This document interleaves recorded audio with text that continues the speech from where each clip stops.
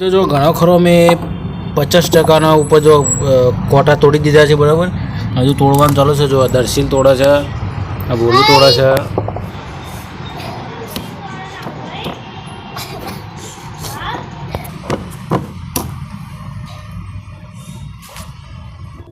તો મિત્રો આપણે અત્યારે જઈએ અને કડવી બોટેંગડી આપણે સદનસીબે બાજુમાં જ છે તો લેતા આવીએ આપણે બરાબર. એને લાઈન આપણે બનાવીએ.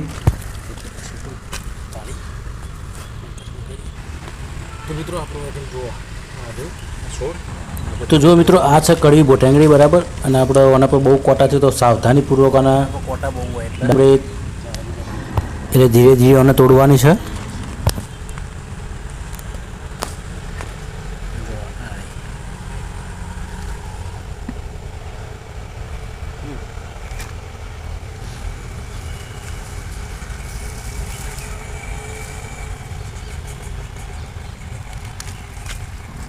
તો મિત્રો આપણે અને કૂણા લીલા લીલા જે ફળ છે કડવા બોટેંગડા એ જ લેવાના છે, પાકા નહીં લેવાના બરાબર.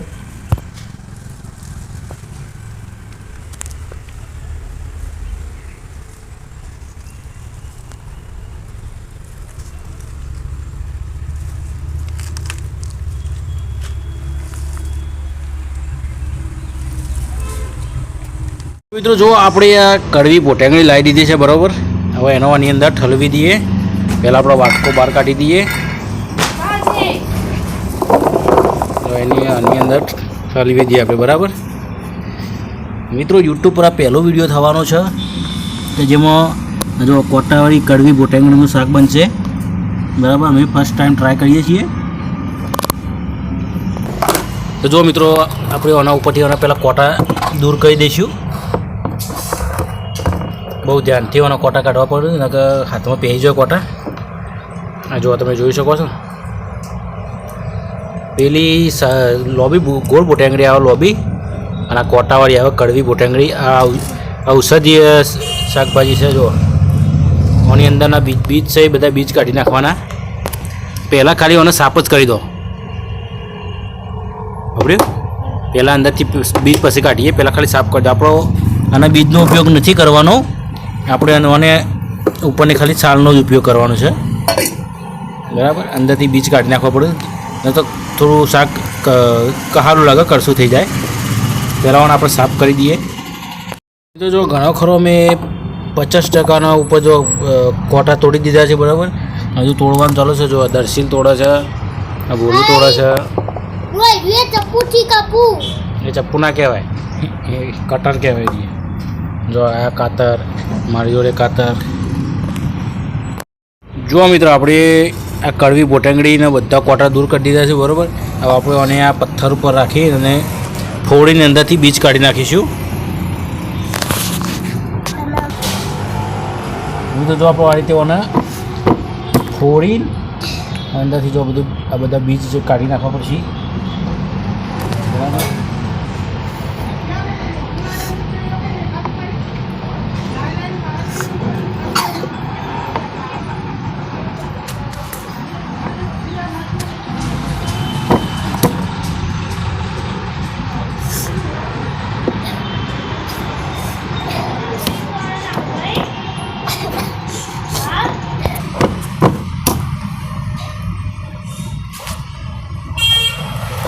તો આમાંથી આ બીજ કાઢી નાખીએ આપણે. તો આવી બધી બીજ કાઢીને આપણો આનો ઉપયોગ કરવાનો છે ખાલી.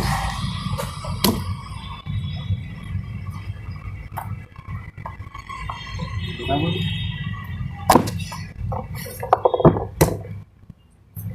એક મૂક દસી, એક મૂક, એક મૂકી દે. Make you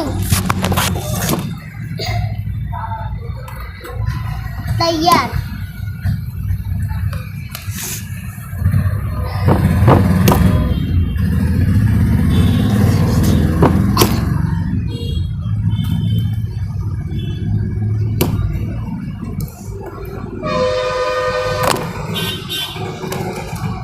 મૂક ફટાફટ.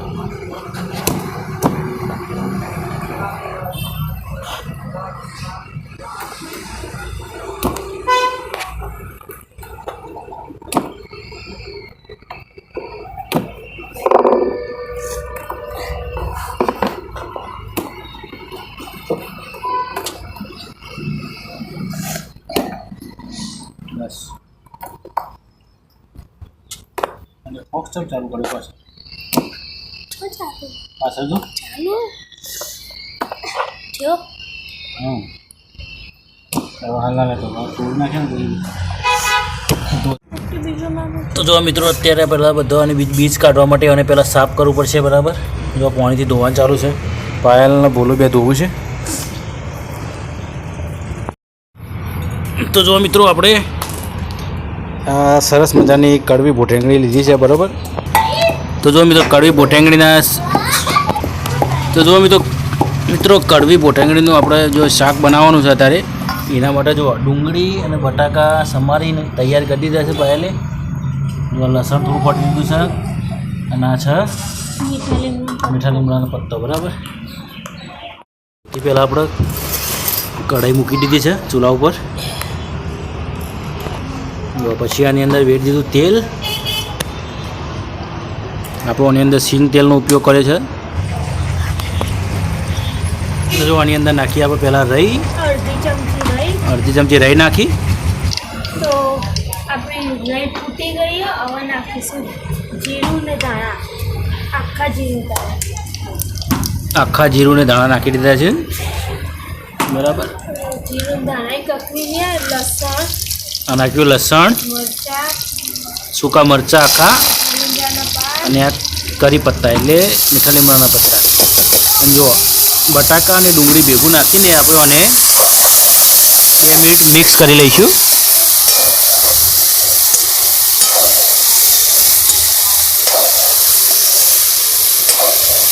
આછા ભૂરા રંગનું થાય ત્યાં સુધી આને આગુ પાછું કરી મિક્સ કરવાનું છે આપણે થોડી હળદર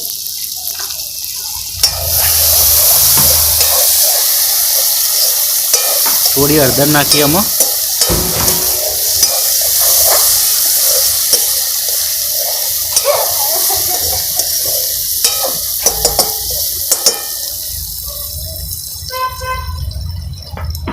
થોડું પાણી નાખવાનું થોડુંક પાણી એડ કર્યું આમાં હવે બટાકા જ્યાં સુધી અધગચરા ચડી જાય ને તો સુધી ઢોકીને મૂકી દેવાનું જોવાના ખોલીને ચેક કરી દઈએ આપણે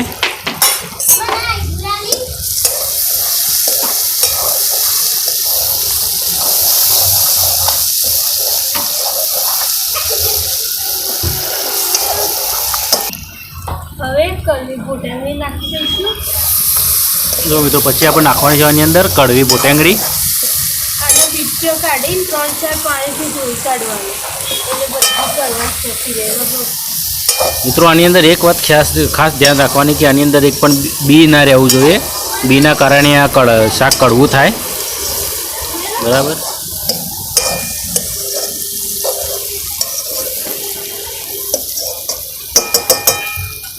2 મિનિટ ચડવા દઈશું પછી મસાલા કરીશું મિત્રો આમાં થોડી ધ્યાન રાખવા જેવી બાબત છે તો આની અંદર તો ધીમા તાપે અને સિઝવા દેવાનું છે આપણે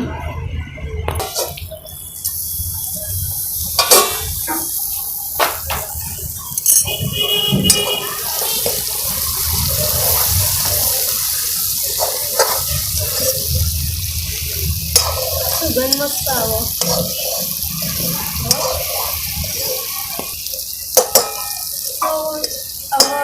અંદર મસાલા કરી દઈશું આપણે તો મિત્રો જો આની અંદર આપણે મસાલા કરવાના છે 1 ચમચી મરચું 1 ચમચી મરચું થોડી હળદર આપણે પહેલાં નાખી દઈએ એટલે થોડી નાખવાનું અને ફરી થોડું મીઠું નાખી દેવાનું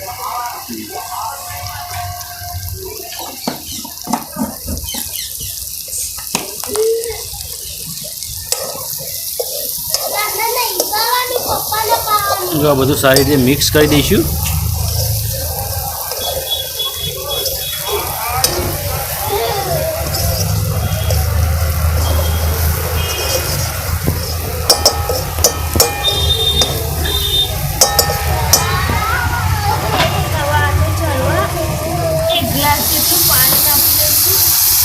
અને ચડાવવા માટે આપણે પાણી નાખવું પડશે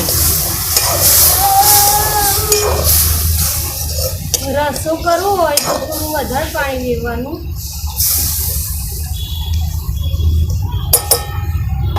2 મિનિટ ઢાંકણું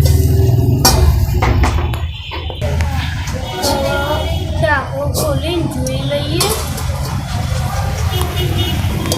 તો જો શાક મસ્ત બનીને તૈયાર થઈ ગયું. તો જો મિત્રો કડવા ભોટેંગોનું શાક બનીને તૈયાર થઈ ગયું બરાબર. આપણે આની અંદર થોડોક ટેસ્ટ માટે ધાણા જીરું પાવડર અને સિંગદાણા ખાંડી નાખ્યા અમે.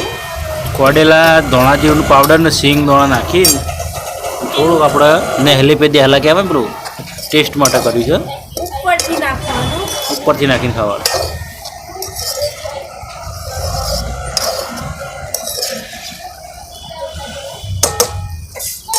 મેં આમાં રસો નહીં કર્યો, તમે રસો કરવો હોય તો કરી શકો શાકમાં. આ શાક રોટલી, બાજરીનો રોટલો, જારનો રોટલો ગમે તેમાં ખાઈ શકાય. એમને ચમચીથી ખાવું હોય ને તો તમે ખાશો ને તો મસ્ત ટેસ્ટી લાગશે, ભાજી જેવું શાક લાગશે.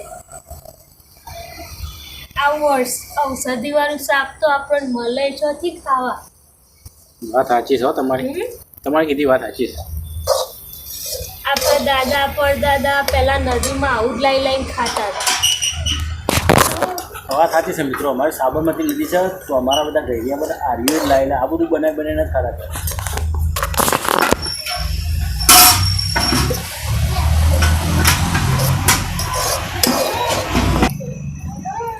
તો જો કંઈક શાક આવું બન્યું છે આપણે.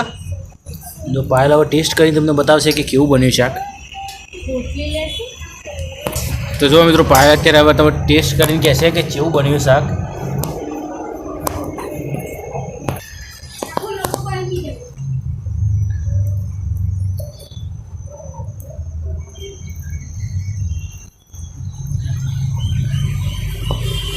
પહેલી વાર બનાવ્યું, પહેલી વાર જ ટેસ્ટ કરું.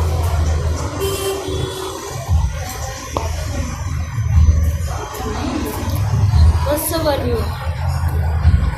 હવે તો તમે પણ આવું બનાવીને ટ્રાય કરજો બરાબર. અને આજનો વિડીયો આજની રેસીપી ગમે તો વિડીયો લાઈક કરી દેજો, ચેનલ સબસ્ક્રાઈબ જરૂર કરી લેજો. મળીએ નવા વિડીયો સાથે.